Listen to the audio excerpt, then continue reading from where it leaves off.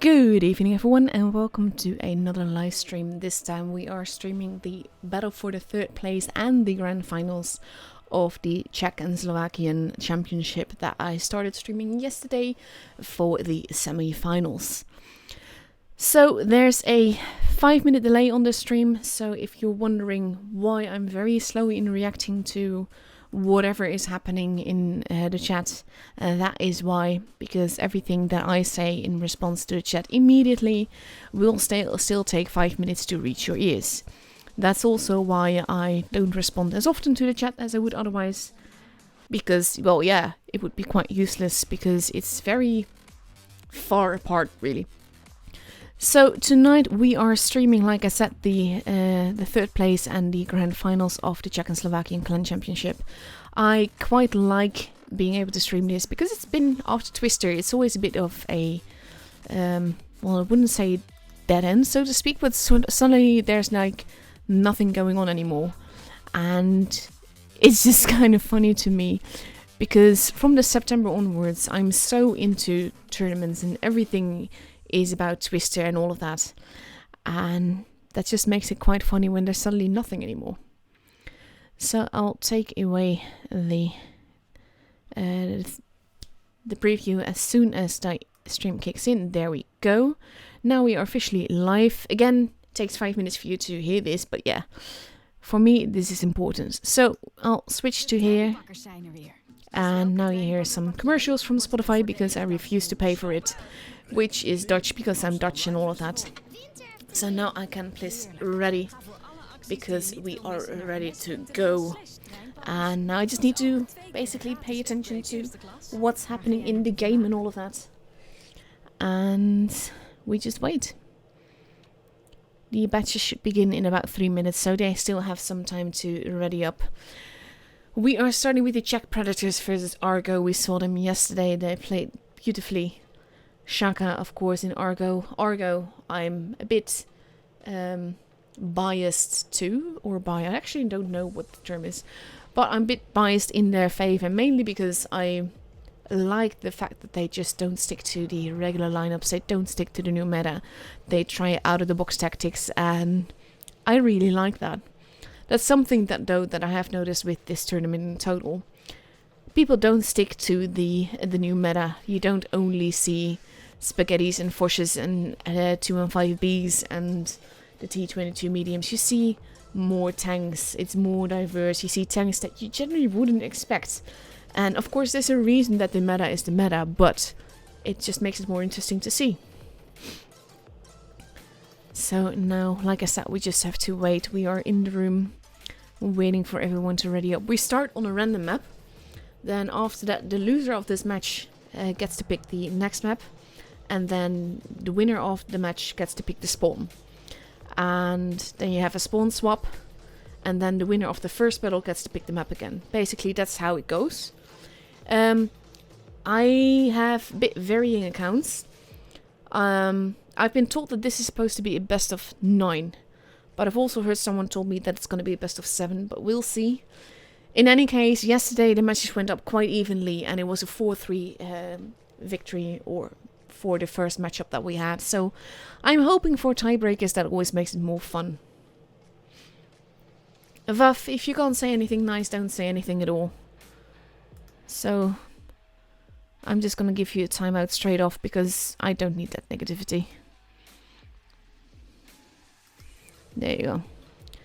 Thing is, I understand people may be expecting like Twister Cup levels at this stage, but these are national teams, so it's quite different. It works differently here than it does in Twister Cup. These are national teams, which means that the pool of players that you pick from is limited. These are not really, well, actually, Czech Predators definitely does. They are going with 3 215Bs, 2 Foshes and 2 T22 mediums.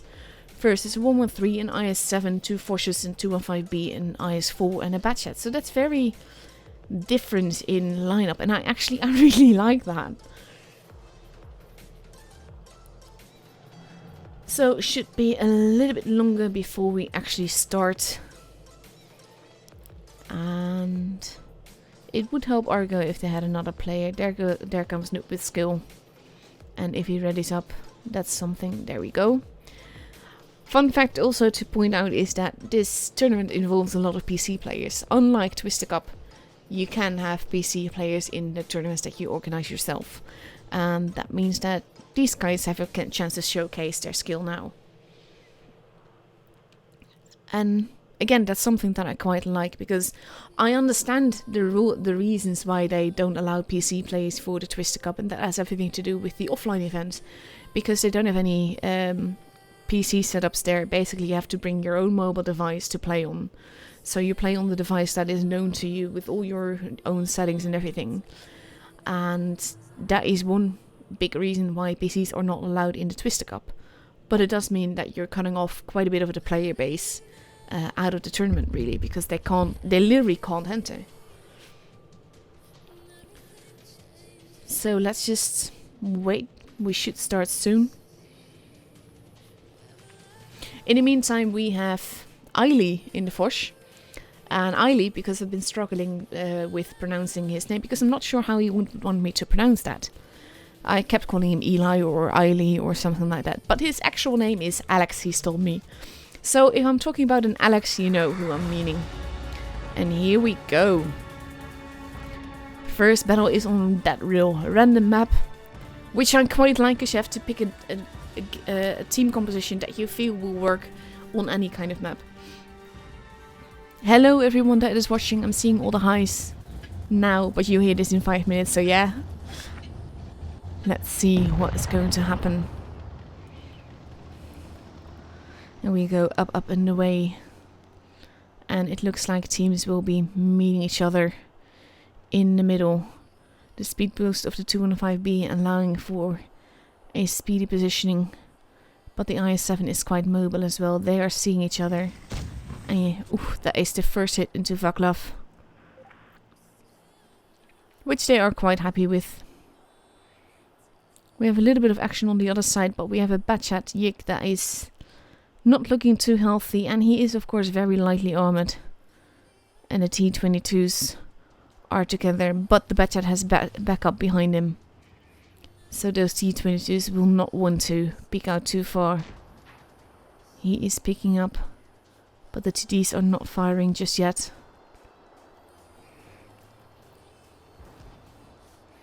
They are shooting at the bushes, expecting people to be there. Shaka very out in the open. Wanting to see if he can get a shot maybe into the other Fosh in the corner.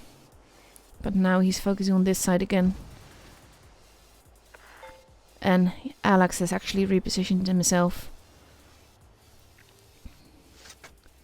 They want to get those hits in. The Fosh's big guns, they could be well worth it. Yik exposing himself too much, losing more HP. He does not have that much to begin with. And now they are coming for him. And there's not much he can do about it. He's actually between a rock and a hard place, because he can't actually go after Stiffy. And he won't survive running away. There he goes. The Fosh does shoot, but he misses. That one hits though. But now both of them, actually Brady has not been spotted, but both these two, sorry, wrong side. They've both been spotted, and now they're unspotted again. But they both only had one shell left, but Alex is reloading, Shaka is still there. Probably going to reload when Alex has reloaded. And there he goes. And meanwhile, Czech Predators does have a base. Not much is going on here either. Some shots, but that don't do any damage. Hans is overlooking base A, no one there. The Foch at the back, aim more towards other angles. And they kinda have to make a move, they kinda have to go somewhere. Nice little shot by the IS-7. But he has to be careful. Because now Brady is repositioning himself. The FV is there, that was a big bounce. And now the Foch is coming, and that is going to hurt a lot. He does get shot in. And now they are moving, they are focusing, they are moving in. And there's 3 versus 4 on this side. And that means that it will be very unlikely for Argo's team to get there in time to save the remainder of the teammates, because they are losing teammates quite quickly.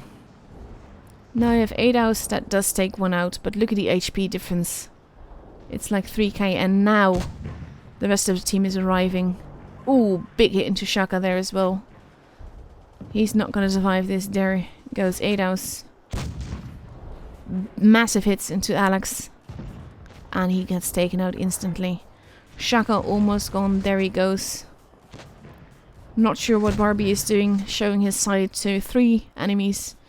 I know you wouldn't want to face off against the Foch, but now he's the last one left and there's no way he's surviving this, and there he goes. And the first match is for the Czech Predators.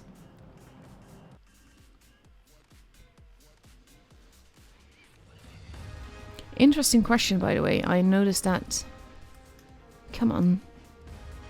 All these friend requests are not really what I will accept quite a few of them actually, but still. Only one of the Czech Predators dying. And that goes to show that that bad chat, being in the spot that he was, it did not pay off.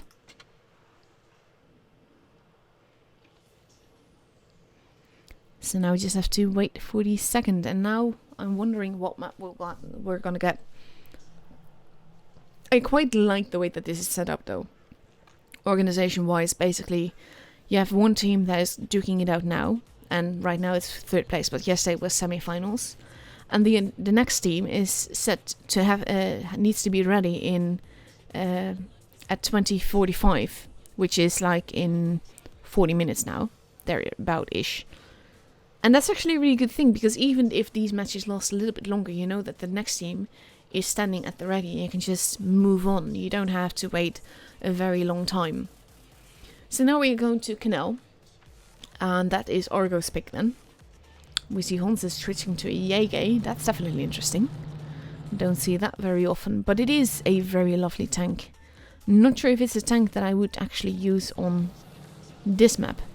And that has to do with the fact that it has little mobility, and now he's already changed it. But the Jäger is a tank that in randoms it can work on any map, but in team battles I would not pick it for Canal, mainly because it's quite cumbersome. And with Canal being as big as it is, it pays off more to use a Foch 268 or a V405 or a Grill even. Grill with the, of course, the laser accuracy that German tanks generally have. So yeah, let's see what we're gonna see this evening. Czech Predators switching out some people, but they're sticking with relatively new meta. We see Foches, we see 215Bs in the Grill so far. No fast tanks though, unless of course you count the Grill, but I count that as a TD, not a fast tank. Let's see what they're gonna stick with. 2 Grills? I doubt that. And on the other side, Argo switching things as well, but they seem to be taking an STB, a Leo, a Foch, and 2 IS4s, a Batchat, and potentially an E4 would say actually Chieftain. Chieftain is a nice choice. Lots of highest force this time. After last night, I think they're trying to go for something else. And we see 4-2-1-5Bs, 2 forces in the grill on the Czech Predator side. STB would be my preferred tank on this map. I absolutely love the tank, but it works so well because it can work so many positions. At the same time, it is difficult in team battles like this, in tournament battles, because it's not a brawler, and you generally have to brawl a lot in battles like this. No, they're not going to. Scarfa is actually driving backwards. That is not going as well as intended. This is actually it looks a bit odd. Let's go with that. Grill going up, but not making it. C and D in the meantime being captured by Argo. Blind shot happening into the spawn. And the STB is going to spot a heck lot of people. And there they go. Nope, with skill already taking some damage. No idea how that happened.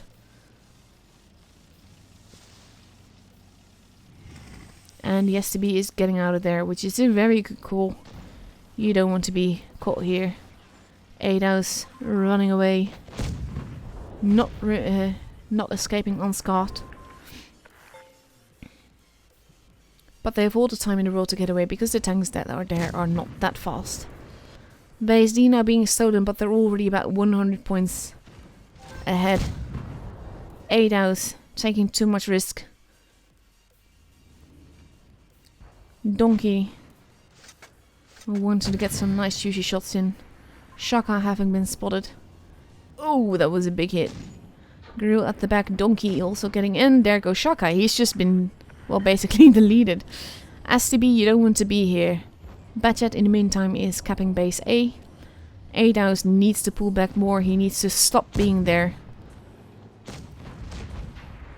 And oof, there he goes. And now they've already lost 2 guns. This is something I don't understand. Argo, when they had the advantage, when they noticed the full enemy team except for the grill being there, they should have moved. They should have not been there. Donkey wanting some help. In the meantime, Stiffy is almost a stiff one. Grill with a tracking shot. The ice force. Vaclav not careful enough. They are literally giving it away here. They need to play more defensively. They're also in the lines of fire of the Grill, who has now been spotted and who is still alive. Argo not playing defensively at all. And that is basically costing them the game. Because at this stage they've already lost 2 guns when they didn't have to lose anyone. Shaka not pulling back as soon as he got massacred more and more. The IS-4 caught in the crossfire. Batchat just got grilled.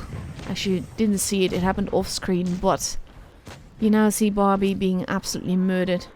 Overall they are losing some HP, but not enough. And Czech Predators is definitely going to carry this home. Base B has been kept now. But it is 7 versus 3, 7 versus 2, 7 versus 1, and all we have left now is Yik in the Batchat. And he gets spotted there, which can be very expensive. Ooh, that's not even that bad yet. But he has been tracked. He does get a little bit of a hit in base C, has been stolen. Base B is being taken. The Grill has absolutely no chance. And he's peeking out way too aggressively. There's just no way he can't do this, and the Grill finishes him off. As he stands wide out of the building, really.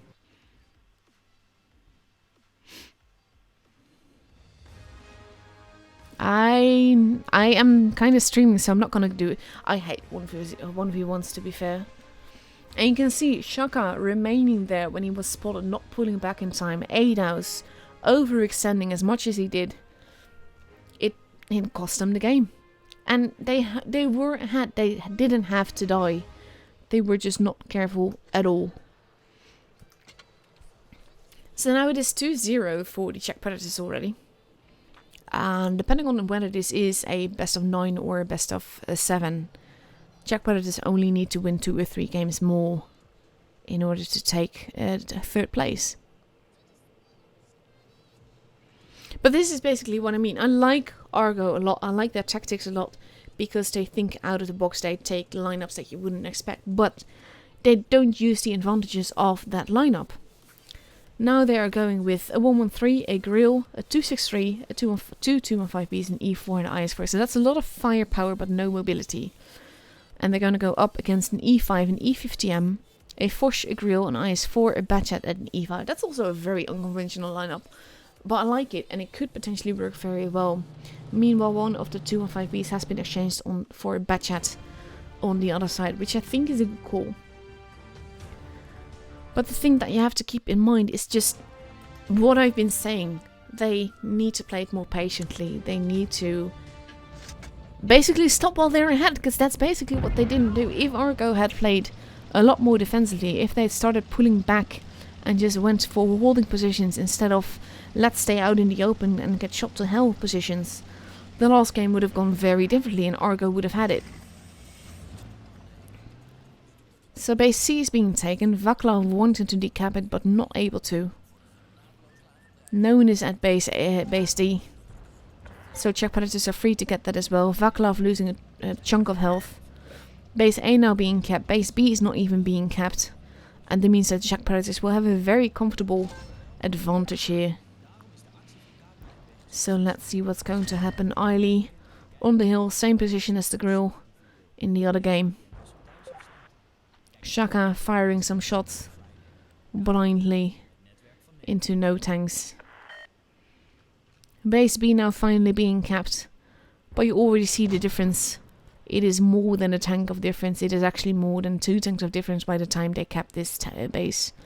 That is a nice big hit into Ike. Shaka in a bit of a precarious position. It's not a position that I prefer to be in, mainly because it means that you're stuck there. And he can still get some crossfire in. Yik all the way on the other side, lighting them up. But he's very forward and he's very much alone. So that is a very big risk to take for a Batchat, especially in a tournament battle. Blind shots happening into where they expect the Grill to be, but they miss. Alex still being safe at this stage. He does fire, also blind shot. But there's no one there. They're both firing at bushes that are empty. The Grill and the Forge actually hiding on another part of a hill. And at this moment no one is spotted, but they will need to steal a base if Argo wants to take this home. Einke has been retreating. And basically no one is there to contest him. Czech Predators playing a lot more patiently than Argo did last battle. And that is the key to this game, to be fair, because if you look at this, they're all in holding positions. They're all in positions where they can cover each other. Shaka now having been spotted and immediately pays the price. Oh, look at that. Shaka not happy there. Now a one-shot for a multitude of tanks if they aim well, because it is the YOLO wagon and it can be quite troll. Batchat moving into a position where it can more easily spot the 263 if he peeks out. E4 also immediately losing health after being spotted like that. And that's the thing. Czech Predators has a very comfortable position here. Batchat does get spotted but takes no damage for it. And basically Argo has to make a move. They have to go somewhere. They have to do something if they even want the remote chance to take this game home. But so far they're in difficult positions. Yik is moving at the back. He's trying to spot them campers, which are not there. And you see, if that Batchat peeks on up and over, look at this. There he comes. He's not spotted. But we're already at 830 points. And he's going up the hill, and that's going to let him get spotted. And when he pulls back a little bit more, you see these CDs waiting for that Batchat to peek up. And let's see, now he's out in the open. Now he's in the line of fire. Oh, the Grill got massacred. And just like that, Argo is making a move. They're making it in, and as long as they survive, which Adows is not making it easy, because he's dying now, and he's immediately giving the lead away again. He should not have done that. Barbie now in trouble all the way down, with some big guns ahead of him. And they need to get that base. They need to make it happen. If Barbie dies, it's all over. They need to murder. There he goes, to E5, 991 points. It is so close, and Argo takes it! Well done, Argo! Waiting for just the right time, and in this case, they made it happen. That is just beautiful. This was so well executed. That move, just mwah, perfect. Well done, guys. And that goes to show it's not over yet. And now we should be moving to another map. And we are going to Dynasty Spill, the panda map. Seriously, this map is a panda. You just have to see it. So let's see what interesting lineups we're going to get now. Neither of these teams seem to be preferring the heavies, or at least the super heavies, that is. And I wonder what we're going to see, because it is a pretty small up. You can get away with using super heavies, and we've seen so many mice and VKs basically soaking up damage on this map. But I think we're going to see quite some different, because we saw Nuke with skill now taking a T57 heavy. On the other side, we see an E5 emerging, 2 Forces, potentially 2 IS-4s and a 215B. And not sure what else, but overall, I like it when people think out of the box. I keep repeating that, but it keeps surprising me, and I keep being pleased with it, because all tanks have their merits, and with the new meta, they all have very big strengths. But it does make it a bit boring. And in this case, you can get the upper hand by taking an out-of-the-box tank that people don't really expect. So we see on Czech Predator's side E5, 1, 2 and 5, 2 E5s even, 2 and 5B, 2 Forces and 2 IS-4s, versus an AMX 50B, 2 E3s, 2 Forces, an IS-4 and 2 and 5B, but potentially something will change again. Not quite sure. Maybe they're just changing ammo loadout and stuff. One IS-4 on the other side has been exchanged for a Batchat. Batchat, a very useful tank on this map, mainly because of the fact that it can flank around like it can and cap bases while the rest of the team is basically occupying the enemy. But it's all about having to hold. So let's see how this is gonna go. Just 2 players that need to get ready. IS-4 is readied up. And there goes the Batchat. And let's see what will happen.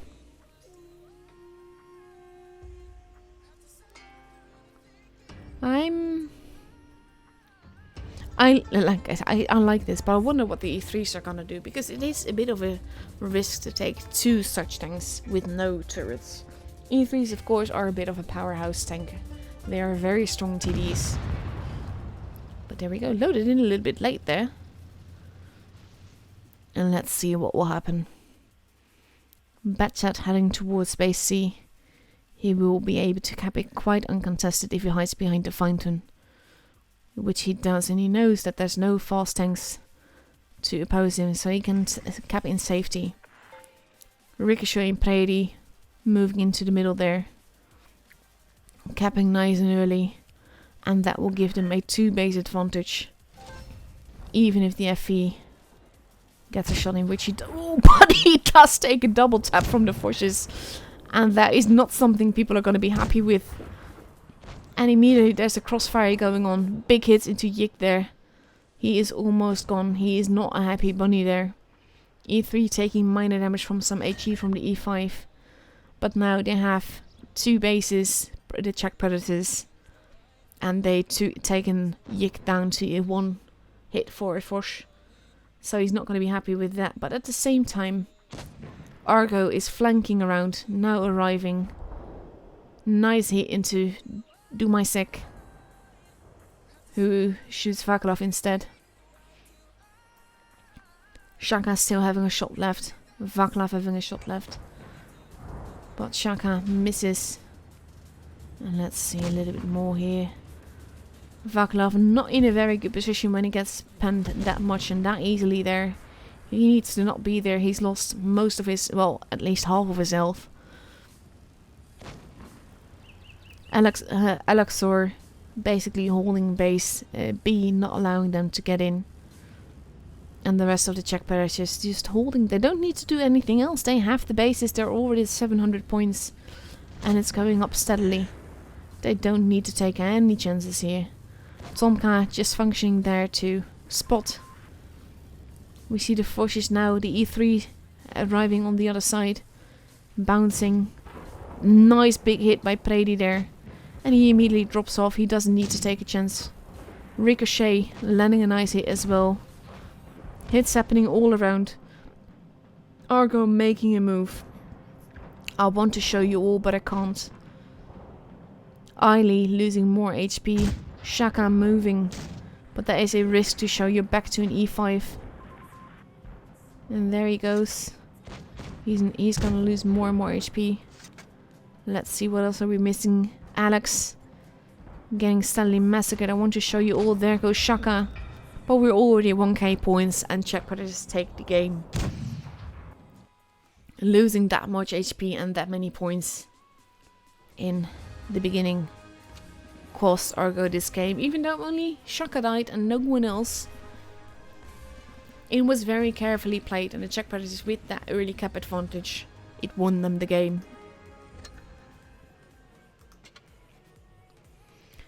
So now, if it is a best of 7, Czech players only need to win one more. If it is a best of 9, they need to win another.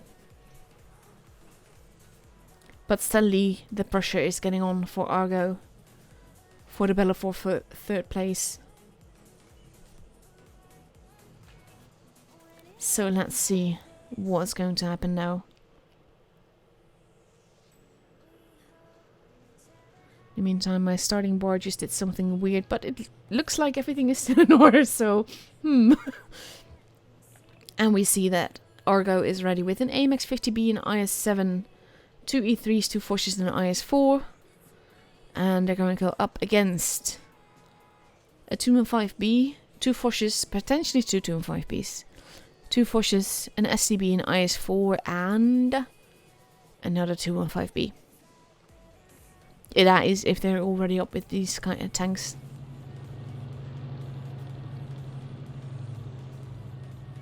Have to say that Czech players do give a very nice game, but when Argo finds their form in game, it's just so lovely to see. And here we go.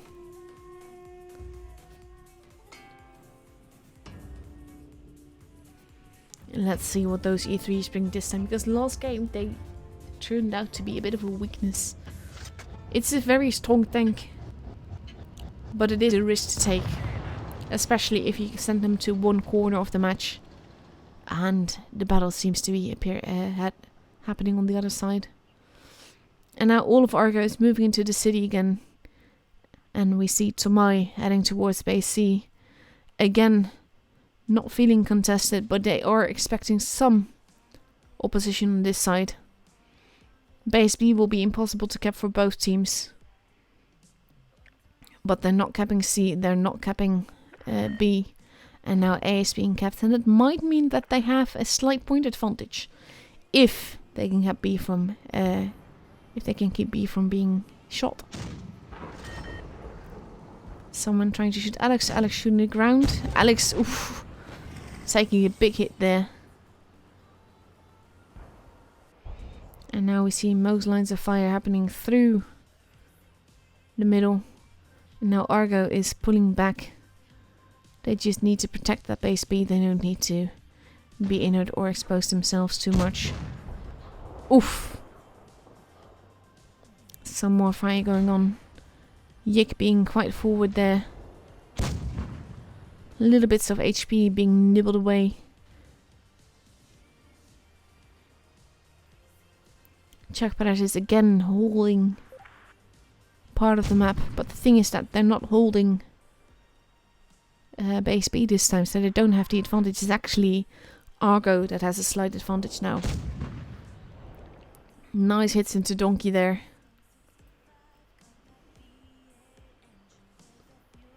Yik needs to be a little bit careful. And we have Alex at the back there. Basically, Yik is working as a sort of spotter for Alex. Tomka having been spotted. But overall, everyone is in a holding position. And they don't need to take any chances.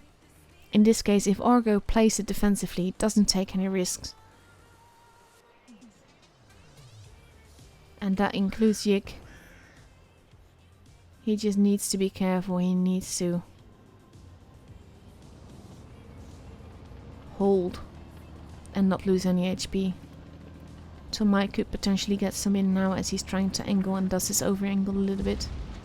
Oof, big hit into Donkey there. Donkey not looking too healthy. Donkey in position. They are planning to rush somewhat, I think. In the meantime, we see a flanking move heading on the other side. Prady losing tons and tons of HP as they are caught between 4 players there. Prady almost gone Stiffy. There goes Prady. Stiffy next in line. AMX reloading now. Shaka going in quite YOLO. We see Tomai vanishing. Stiffy now. Almost gone. Ooh, that was a low roll. AMX is reloaded. There he goes. Shaka is gone. But Ricochet does not ricochet. And we see more and more people disappearing. Yik is not going to survive this one. But it is 5 versus 2. Massive point advantage to Argo. And Noob with skill has the corpse to hide behind. And that is exactly what you want at this stage. Alex moving in. Reloading. There he goes. Turn and you get shot from the other side. Nice big hits there. They will take it home regardless. Tomka not having any chance here. And there he goes. And the match is for Argo. This was much more patiently played by Argo. Well done. It kind of has their... They kind of have their ups and downs. Shaka generally going a little bit... Well, I wouldn't say YOLO, but he doesn't play very carefully these tournament matches. He's the one that generally dies. But now it is 3-2. So let's see what the next match is going to bring us. The games are building up very, very slowly, and then suddenly all kinds of stuff happens and it ends.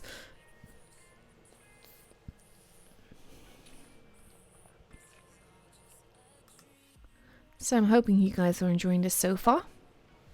I know I am. This is the kind of thing that at some point I'm like, I wish I had a free evening when I do a lot of tournaments. But it is just so enjoyable to do. Because this is like... It's very different to playing yourself when you just get to commentate and you have to call out everything that happens. And you will always miss stuff. It's impossible to call out everything that is happening. And I always find that quite sad. Because like with last match, you have to keep an eye on the minimap so much. Because you also see stuff there. So you want to show the action, but you can't show all the action. But yeah.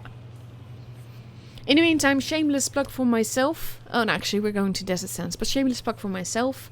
The 10 Days of Christmas have started today. Check out my Discord server. Link is in the description of the video. And you can find information on... Well, actually, you can find links to the forum post that gives information about the 10 Days of Christmas. Basically, it's a series of competitions that I'm running throughout the month, the whole of December. And it includes 2 giveaway streams, one of which is next Friday and the other one is Saturday the week after that. So be sure to tune in if you want to get some prizes, and basically that's it. And enjoy the competitions. I like the 10. Basically, there's a competition for every tier, so should be fun. In the meantime, we are moving to Desert Sands, and the Jack Predators are taking 2 Forces, 4 215Bs, and 1 Batchat. And they're going to go up against 1 Batchat, 2 Forces, 2 IS-4s, an IS-7, and a 113. Again, Argo using a much more spread out lineup, whereas Czech Predators really like their 215Bs and their forces. Basically, we don't see Prady in anything else, I think.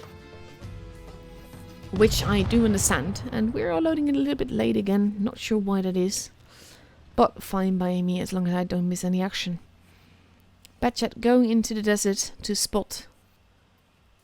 Not going there. And we see the Czech Predators pushing straight through the middle. But now they have been anticipated already. Oh, Batchat! He is not going to survive this. No, he does.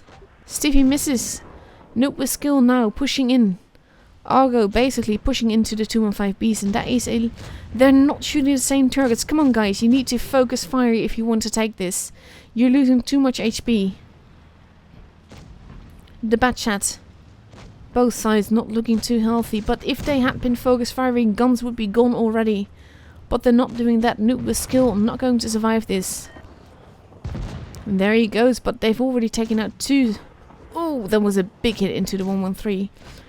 Guys, focus fire. Both sides, really. We see Alex at the back, moving in. Getting a nice shot into Ricochet there, who does not ricochet. And that's a word joke that's not gonna... Yeah, I'm gonna abuse that a lot, I think. It's 4 versus 4, but HP wise, the advantage is definitely into the Czech Predators. Ooh, I can't believe that bounce though. And he might even survive this. Ado doing quite good. Ooh, that was inexpensive, and he's not gonna outlive that, especially since he's too far away from the corpse now. It is 2 versus 3. Hontes has to pen this one. And he does, but he does lose a lot of HP for it. And now there's only Shaka, who's still reloading. And he's up against the Force. Ooh, there was very little damage. But now Shaka, you are showing your side. What are you doing? Bit of a cat and mouse game here. And now he's in definite trouble. Because he's gonna lose a ton of HP for this. And he's not even gonna be able to take out Donkey. Ooh. This is like the weirdest thing ever. But he's not gonna survive this. And there he goes. This Argo would have had this game if they had focus fired. You saw those FVs in the middle. They all went for them and they all started shooting different FVs. And that is what eventually, well not eventually, that cost them the game quite quickly. Because that allowed those FVs to get way more shots in than they should have.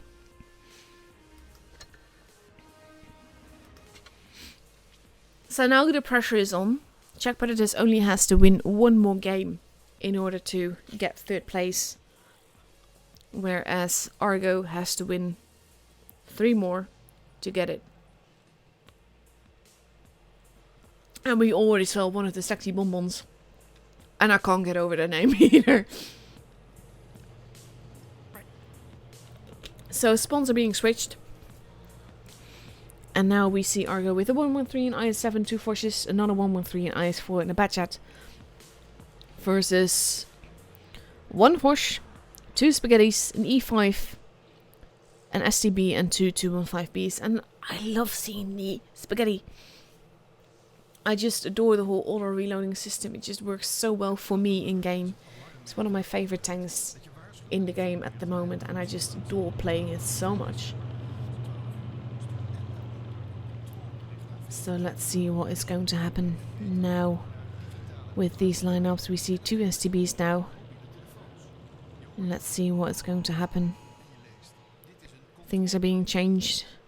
2 Spaghettis, 2 215Bs. 1 STB, 1 Force and E5. So let's see what is going to happen with that.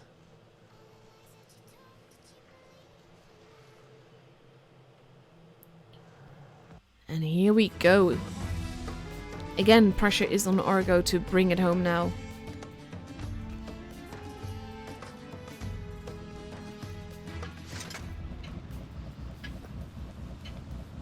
And I just wish that that focus fire would have been more exact. That's something that they will definitely need to train.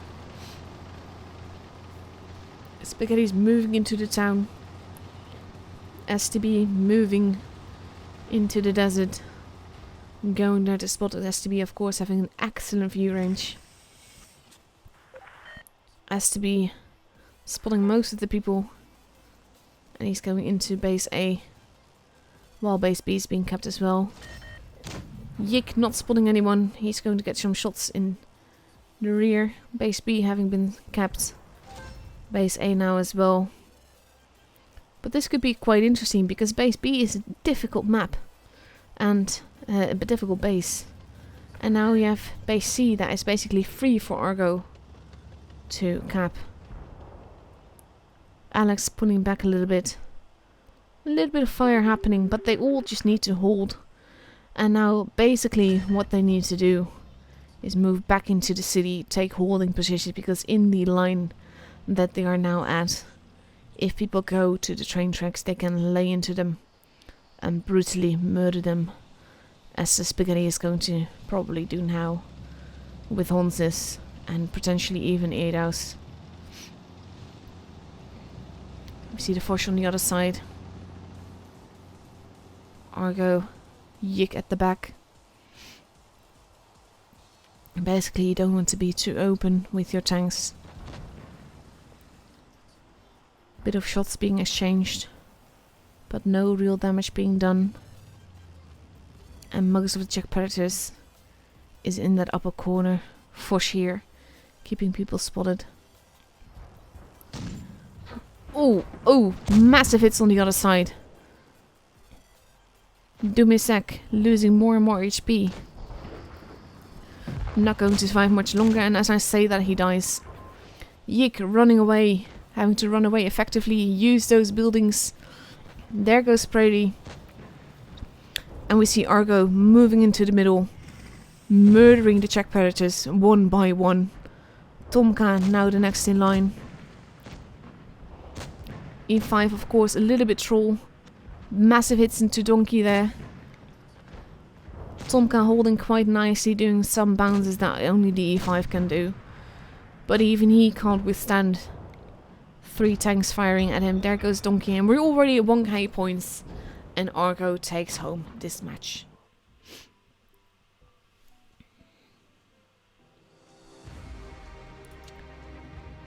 Very nicely played by Argo. That cheeky cap of base B.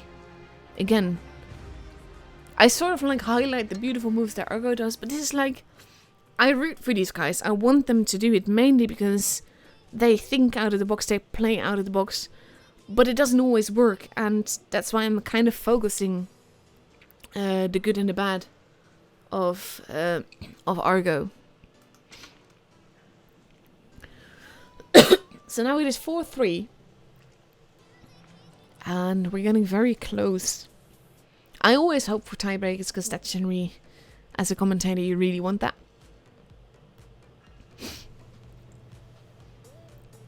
So let's see what's going to happen in the next match. We're getting a new map. And we're going to Port Bay. Personally, not one of my favorite maps.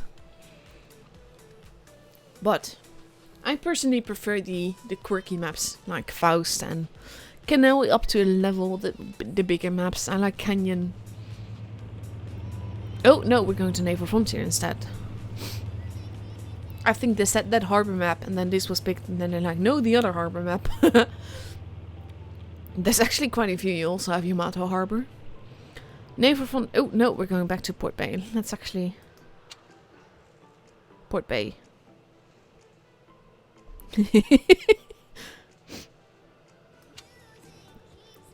So Port Bay it is. And we see VK being taken by Argo this time. Of course, super heavies generally do work really well while holding base B or for base B.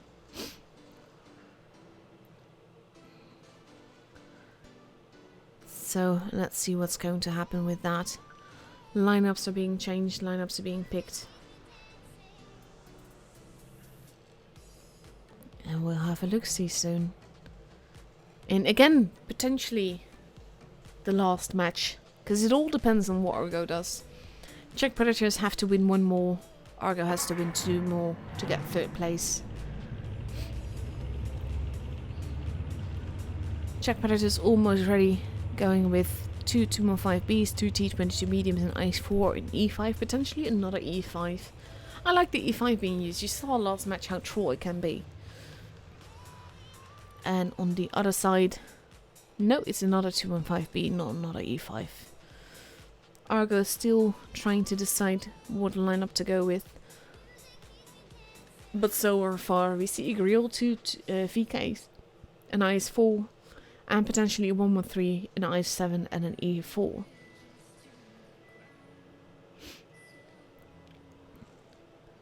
So let's have a look. Just have to be a little bit more patient. Overall though, teams have been readying up quite fast and we've entered battles quite quickly. And I think that's actually part of the organization. This has been organized quite well. Information for me has been a little bit conflicting, but overall it's just been run so smoothly. I like it. And here we go, only the VK needs to ready up and then everyone is ready.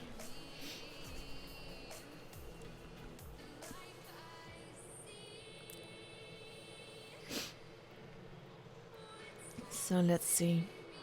And again, one of the sexy bonbons taking a little bit of a peek to see what's happening. And here we go.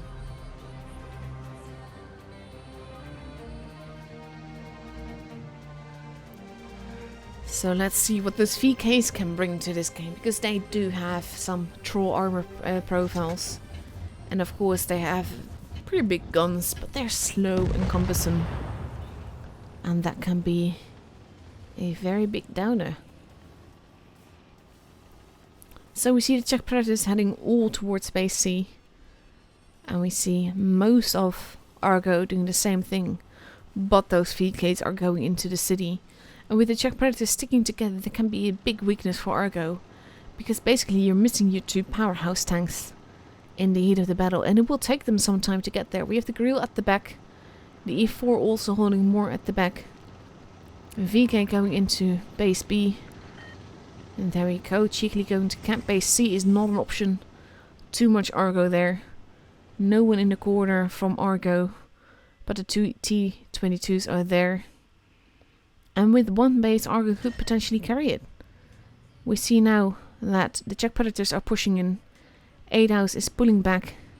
He's probably not pulling back fast enough, but he does have some support fire there. Ooh, big hits into Honsis, but Skafa also took a big hit. And they just need to pull back more. Play defensively, Argo. You don't need to take any chances. You have the base. Let them make the mistake. Let them peek out. Massive, nice focus fire. Argo moving in, and this is what I mean. They don't need to do this. So many chances being taken, and for what? They don't need to. Doomisk, almost gone. There he goes. Juicy shots happening now into Donkey. Donkey not looking too healthy. E4 arriving to take out Donkey. There goes Shaka. Very forwards in the FE. They're ignoring Skafa in the IS4 to take out Aiki. There he goes, and 3 tanks are gone, but Aidhouse is not looking too healthy. We have Alex at the back for Argo. Shooting, but not getting a shot in there. And it's 5 versus 4. But Skafa is now not looking too good. Being held in place by the VK. Tomka also losing quite a bit of HP. VK pulling back, but not in time. Yik taken out. Tomka gone. IS4 not looking too good. But now we have the T22 mediums moving in. And the Grill is still holding at the back. Still holding at the same place. He can't do anything there. He's only now moving, but he might not be in time. Hans is not looking too healthy. Getting crossfired by the 2 T22s. There's nothing he can do about that. Massive hit into Stiffy. And now the E4 is in trouble. especially when he can't do anything. He can't look either way. Nice little bounce though. And basically Stiffy, the Ice 4, wants to get him, but he does not. Grill still full health, but if it's those two T22 mediums versus one Grill, it can be very, very tricky. He needs to get the shot in. It is vital, but he does not. Neither of them do. And now it's just one Grill versus two T22s. And Argo literally gave it away again. He does take out that one, but there's one more. And a Grill is such a juicy tank. He needs to play it very carefully. They are at 700 points. He does not need to take any chance. He needs to hold. Now he can go over. He can finish it off. He just needs to aim very well. What are you doing, Grill? You're giving it away. Pull back. This, seriously, Argo. What part of play defensively you don't need to take any chances? Oh my god. You should have had this one. And I just lost an avatar. But again, Argo, you threw away 2 games this matchup. Very well played by Prady. Look at that. 5k damage, 25 shots fired, 24 hit, but only 21 penned.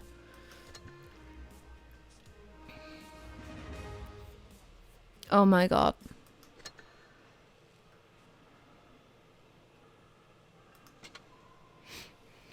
So it ends with 5-3 for the Czech Predators, who take 3rd place and Argo takes 4th place. This could have been very, very differently. Argo has some hard training to do for this. Very well played by the Czech Predators. And let's see what we're gonna end up next with. Because now we got the Sexy Bonbons versus Ready to Win. And it will be fun to see what they're gonna do.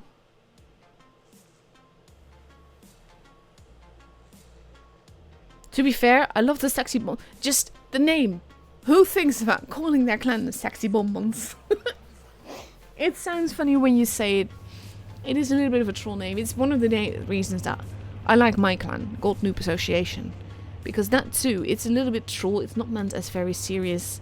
It's just meant for fun. So now we just have to wait for the other players to come in. And then we'll see what's gonna happen. And we will move on to the grand finals of the Czech and Slovakian Clan Championship.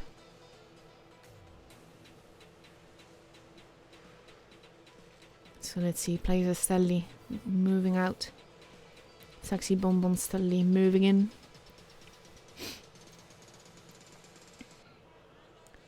Let's see. Hey, Happy Juice. Happy Juice is the guy that contacted me about streaming us. He's basically, I think he's one of the organizers, if not the main organizer. So definite kudos to him for doing a fantastic job. So let's see. Now we just have to wait a little bit. So again, I'm just gonna do a shameless plug for the 10 Days of Christmas. Link is on my Discord server. And basically it means that you have 8 contests running throughout December. One of which is a tune contest competition. And you have 2 giveaway streams that will happen next Friday and Saturday the week after that. So December 6th and December 14th. And basically you can win fun prizes with that. In the meantime, people are entering the chats. I have a feeling that Eduard Volorik, or I'm pronouncing that wrong probably, is part of the Czech Predators. Or maybe Argo, but it was just... yeah. Argo gave that one away. They really did. Very well played, very well capitalized on the mistakes by the T22s from Czech Predators for sure. Ooh, we see the F in the Sexy Bonbons. Kind of curious to know if the teams have been set from the beginning or if they had to sort of like, if as long as they have the clan tag they can do it. Not entirely certain.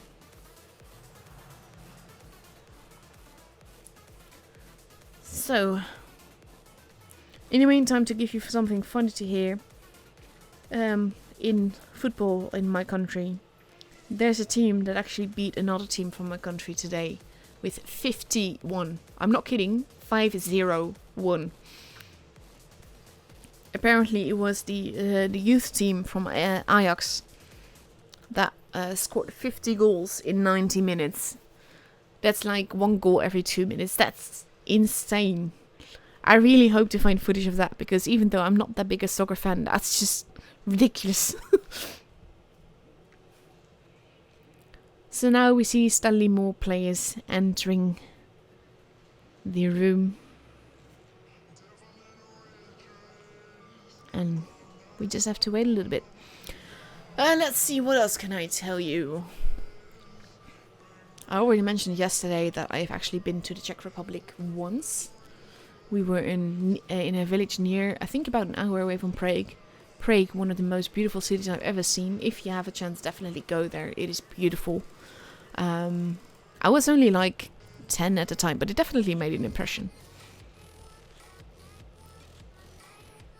And now I see slightly more ready to win and sexy bonbon players entering. And Toast Loca, one of my fellow moderators on the big Discord server for Wargaming. Very nice guy. He actually could not believe that I was streaming that. He thought he was being trolled.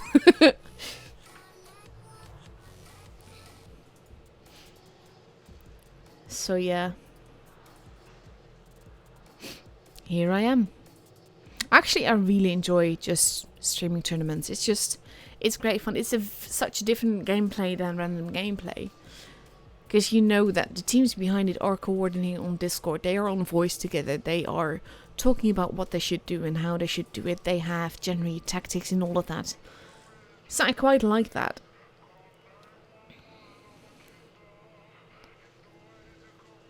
And if you're in the chat, I understand that this is a Czech and Slovakian tournament, but please talk English. But yeah, as Nuno said, that last match was not lack of luck. If anything, it was more or less lucky for the Czech Predators side, because Argo just made a lot of mistakes there.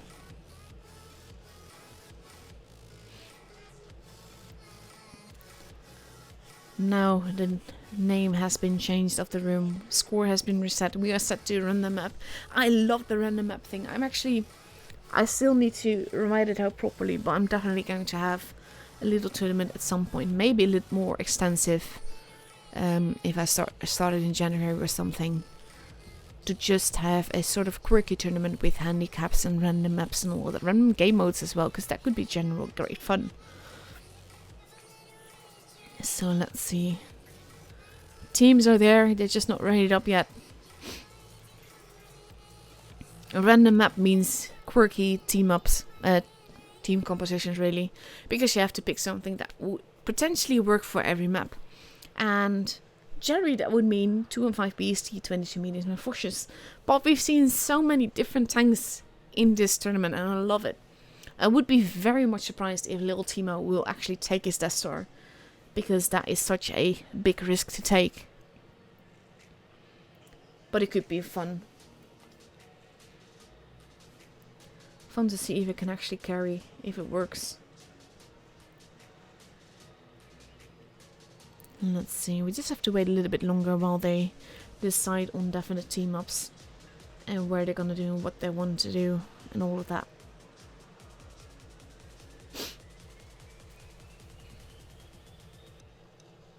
My start bar keeps resetting itself, which does not look very promising, to be fair.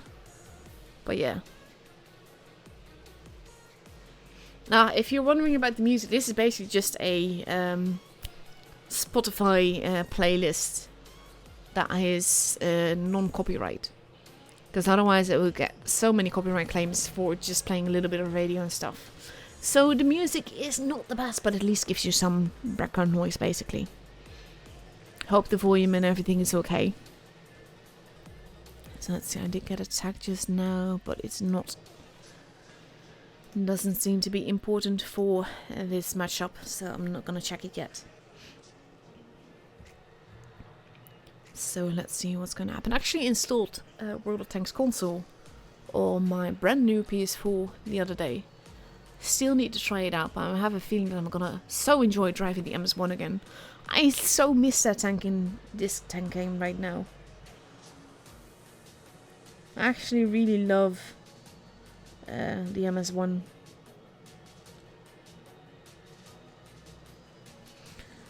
Thing is that with the low tiers are now getting balanced again a little bit, but I miss the way that it was before, because low tiers are just so unbalanced right now. But yeah, like I said, I'm definitely going to enjoy playing the MS1 on console, even though I will need to get used to all the controls and all of that. I'm not that good at it. I like, on a controller I can get used to it relatively fast. On the PC, I can't play PC to save my life. Not on Blitz and not on regular PC. I just can't. In the meantime, we have the sexy bonbons that are ready with, let's see, 3 215Bs, 2 TE22 mediums of Foch, and an AMX 30B. And we see General and the F there, both, of course, very pro players. We've seen them in Twister Cup.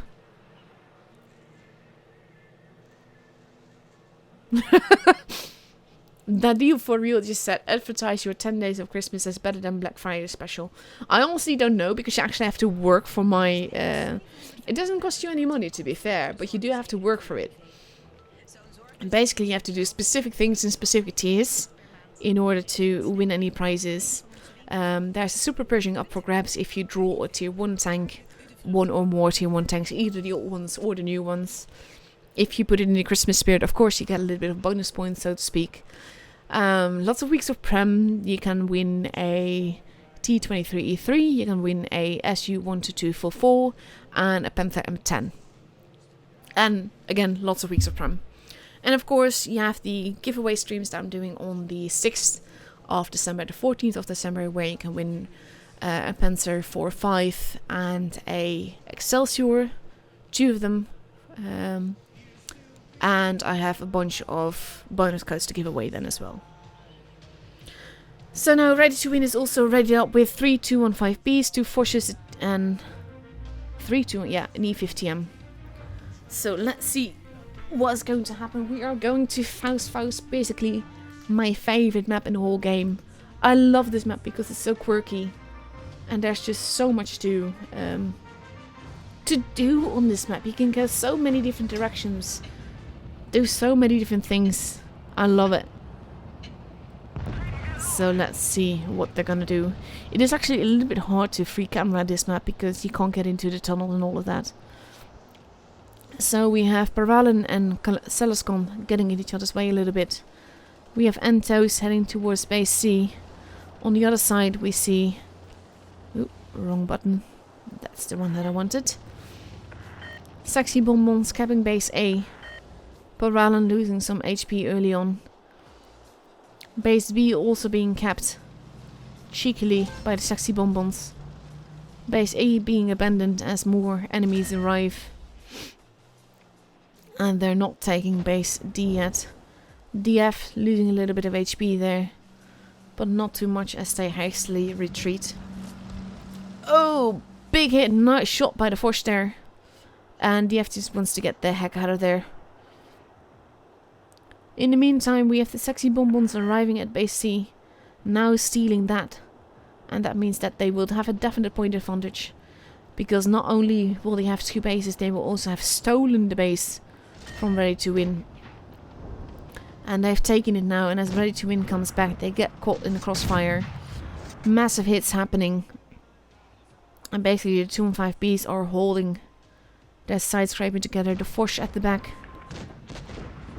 On the top. Let's actually lower down a little bit so you can see it a little bit better. Big hits happening. Celescon almost gone. There he goes. taken out by a T22. Forsh having reloaded. And now they are focusing on the T22s. We have the F and Pervalen going against each other, and Toast has been taken out. And there he goes, the Forsh. And let's see if I can bring you down to the action. Pervalen almost gone. He does get another shot in, but there he goes. And now I can't bring you any further than this. But there goes Aspirin. We only have Coltrax. And by the time I'd be at the other side, the match would be over. He does take one out, one more. But there he goes. And the first match is very convincingly... sorry. Is very convincingly for the Sexy Bonbons. That was like a very fast smash. That just pushed straight on through. And I like this because this is not the... Well, both are pretty much new meta, but still. Sorry, I have a bit of an itch in my throat. It's really annoying when that happens.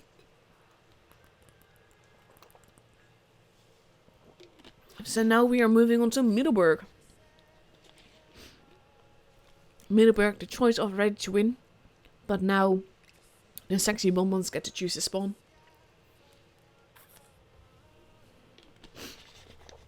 And they are almost ready. I think the lineup that they have could work out quite well here as well. But they did exchange the 30B for a Leo. And we see 3 215Bs, 2 Forces, 2 T22 mediums and a Leo 1. And on the other side, we see tanks being changed. We see a potential YOLO wagon arriving. And we see 4 215Bs, a YOLO wagon, 1 T22 medium and 1 E50M. So I think they're not going to go heal with this. Unless, of course, they do have the speed boost, so they could go there.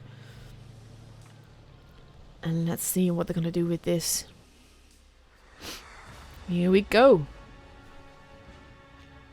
I'm always worried that I somehow murdered OBS somehow and you see something completely different in the game. But here we are. And let's see. Again, loading in a little bit late. Can't help that. And we see ready to win. Sort of going hill, sort of going city. It's 2 and 5Bs that are going up, but we see that the Sexy Bonbons are pushing through the middle. Pushing in a train. And I wonder... They're not really spotting anyone, but they're going quite aggressively. They know that at least someone is there. Imodium has been spotted. Base C now being capped, but they have base B, so that means that they do have an early point advantage. And now base C has been capped as well, but there's less than a tank of difference. And we see some first damage being done to Coltrax there. T22 in the Leo. Holding the F215Bs at bay. Ego losing a little bit of HP there. And this is the thing. Those 215Bs at the church are a little bit caught in the open. They can't get shot that easily. Aspirin could have very easily peeked out there because he has the buildings covering him. And now we have the F arriving. Probably to keep them spotted, but he seems... 215Bs now retreating. Coltrax taking a hit. And getting a little bit in each other's way. Aspirin holding Imodium, getting shot as he goes down. And now the Mets are moving in. And we see a big hit going into KB. Coltrax not in an advantageous position here. The 215Bs are moving in. Coltrax almost gone. Basically, the Sexy Bonbons are moving in together. Coltrax is gone. There goes Imodium. Aspirin does not have a big chance here. He's going to get absolutely murdered. And there he goes. And now they just need to take them out. Ego only having 1 HP left. He does die though. And there goes KB. But overall, it's not looking too good for Ready to Win here. And there goes Paralan. It is 3 versus 5. And even though Nopan does not have much health left, it will be very difficult. There it goes, 2 versus 4. CZ&SK moving in, 1. And now we have a Fosh going in for the YOLO wagon. He does want to shoot him, but it's actually Entos that drives into the shot of his poor teammate. He does get another shot in.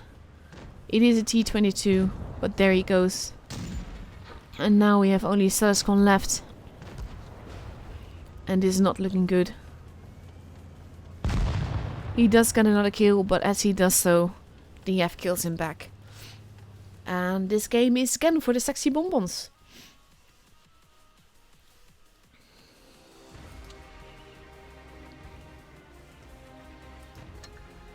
In this case, I think what caused Ready to Win the game is those FVs actually not holding where they were, but pulling back into the lines of fire of the 215Bs on the other side.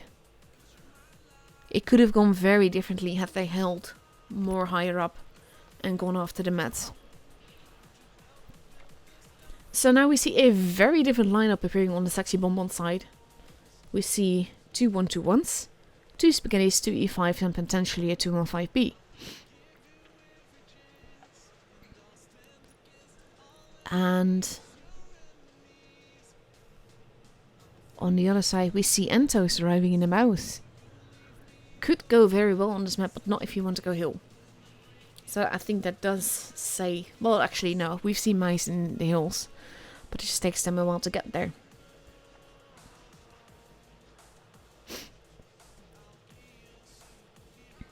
The Imodium, the only one ready now in the 215B. And here we go.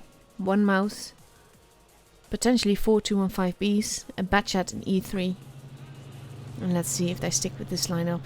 Sexy bonbons seem very secure in their choice of tanks.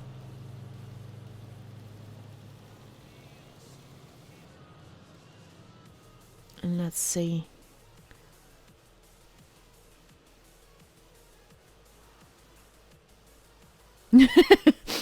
Japanese Quill just asked Amanet, tell us how Zenodium managed to get over 140 or 140 res medals. Which tank did he use? He used every tank on every tier, really. I've been there for at least 25 of his res medals. And he's just really good at kill stealing. He's a fantastic player, phenomenal. But he's also very good at kill stealing. But a lot of his res medals just happened. So, in the end, Ready to Win went with 1 Batchat, 4 215Bs and 2 Foshes. And on the other side we see 2 Spaghettis, 2 E5s and 3 1-2-1s. That is a definitely interesting choice. We don't see many 1-2-1s in the tournament scene so far. But sexy bonbons have been very pleasant surprises. And we see Ready to Win indeed focusing on the city side. And already getting spotted by the E5s that are crossing over. And this could be very interesting because the E5s, they can't really peek out because then they would be, well, very dead very quickly. Base A is being capped. Base B is completely abandoned. And we have KB side scraping. Spotting them as they cross over. Paralan moving in to get base B as well. Imodium being crossfired. And now we have the rest of sexy bonbons holding at the back, trusting those E5s to cap, to spot for them. And we see immediately when someone goes into the line of fire that they're losing a lot of hit points. Spaghetti's now moving in. All of the sexy bonbons are here. Imodium, the tank of choice to murder. There he goes. Coldrax next in line. General doing his utmost best to just be in the way. Which works really well because there goes Coldrax. Ego has been taken out. But now Dith is the next one in line. There he goes. They're even ignoring the Fosh even though he takes out General. Base A being capped mostly to be safe. Doesn't need to be capped at this stage. But guns are dropping left and right. KB still alive but barely. No pen, no life, getting in the way, potentially killing his teammate there. There goes the Force. It is 4 versus 2, it's 4 versus 3. But as long as they coordinate together and they decide to go after End Toast well and end or toast him, the puns are endless. And there he goes, one more shot. The 1-2-1 not looking too healthy. But still alive, and Toast also still alive. DF having moved, Batchat getting shot. Spaghetti reloading, but not in time. Nice little ram damage there. And there goes the Batchat, and the Sexy Bonbons take home this match as well. And I actually thought that it might work against him, because they were just holding a little bit back as they were coming out of the hills. But then they just pushed in, and it was the end of Ready to Win. So now it's 3-0, and the Sexy Bonbons only have to win 2 more. Note, by the way, that the Sexy Bonbons are actually almost all playing on touch. That is something that I've noticed so far, that the Czech teams have, well, the Czech and Slovakian teams have played on PC quite a bit. As you can see, Ready to Win is a full PC team. But Sexy Bonbons are not. And let's see what the next match will bring.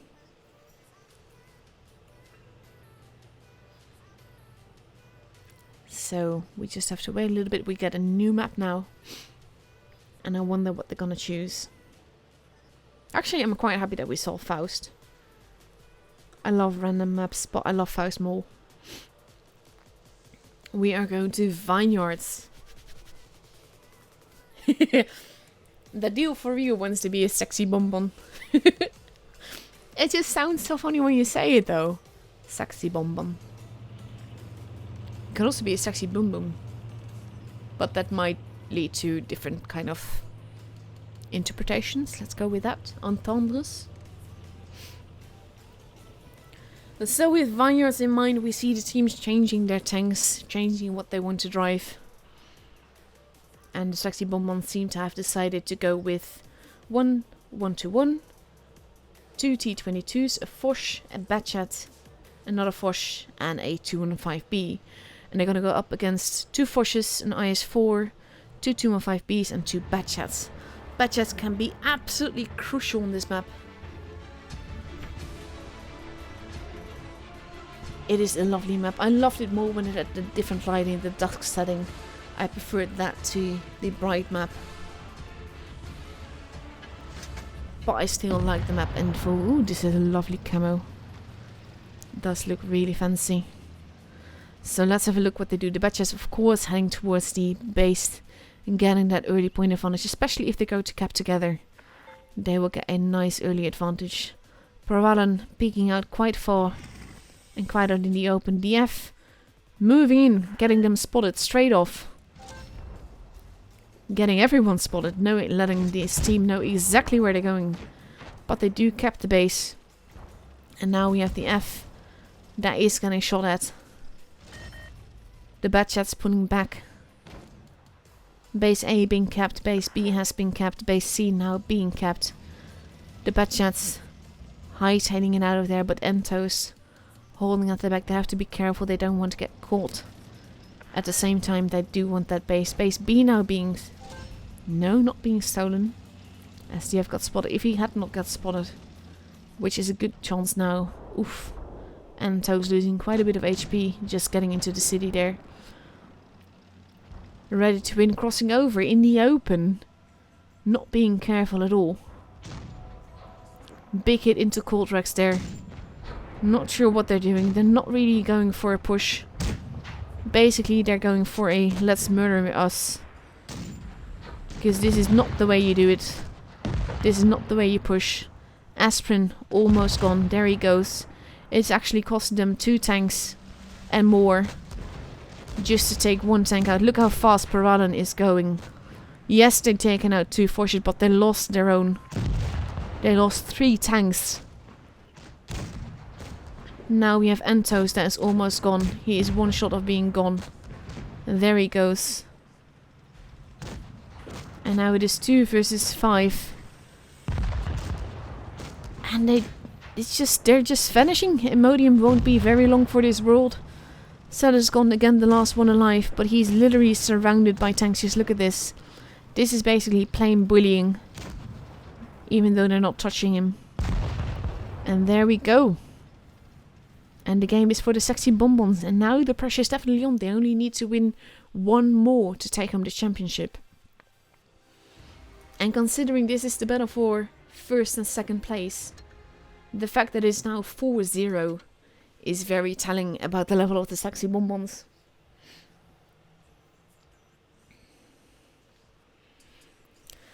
So now we get potentially the last match. And potentially the last match will be on Vineyards. Like I said, sexy bonbons only have to win one more. Whereas the enemy, whereas Ready to Win has to win, well, 5 games in a row now to take it home. And that will be quite difficult.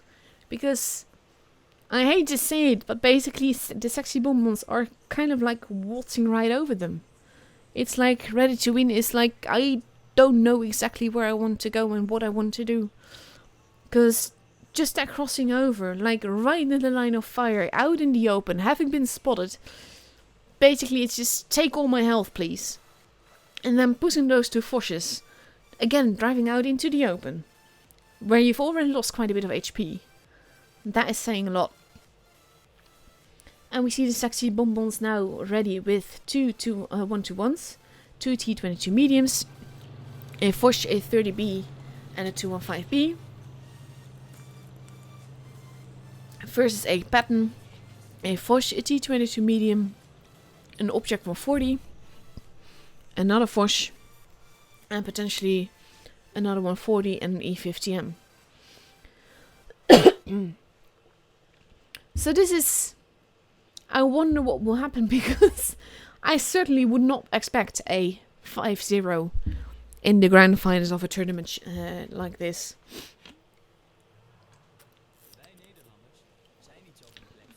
But we now need just 2 players to ready up. We might see a little bit of a switch because Yaroslav is ready in the middle. We're waiting to be put in. There he goes. And it's 2 Foshes, the Patton, a T22, 2 140s and potentially an E50M. And if they do that, I have a feeling we will see a bit of a YOLO rush. Because that is a lot of mobility to take. And generally perfect rush tanks. Except for those Foshes, but they have really big guns and you still want those there. Of course, the sexy bonbons having the plus of having the F and General there. Karna. And I think also Karna last season. Not entirely certain, but both seasoned tournament players. And here we go. They are ready for potentially the last match. Sexy bonbons only have to win one more to take it home. To take home the whole championship.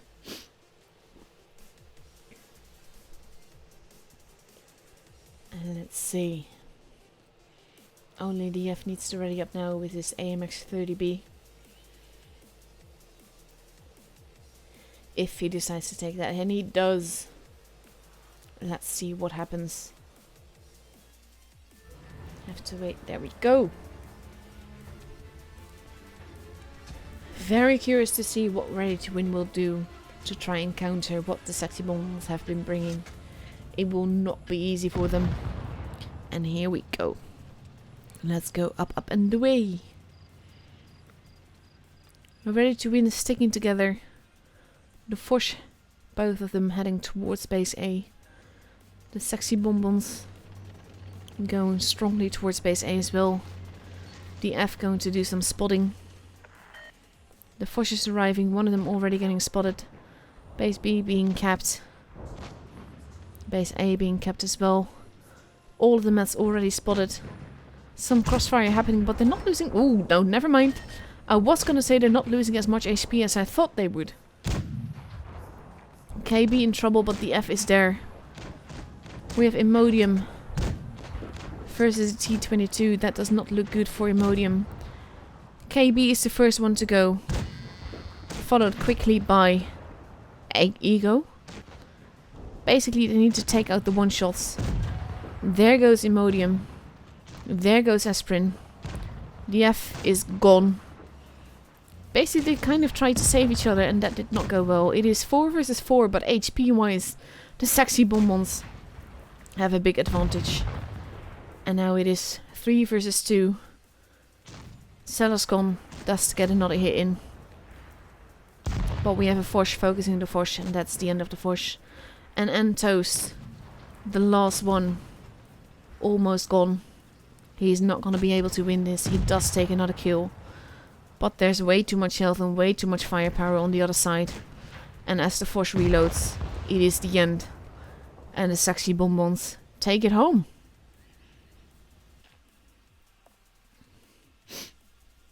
Congratulations to the champions of the Clan Championship of the Czecho and Slovakian clan scene. Sexy Bonbons winning the Grand Finals 5-0. That is... wow. But very well played.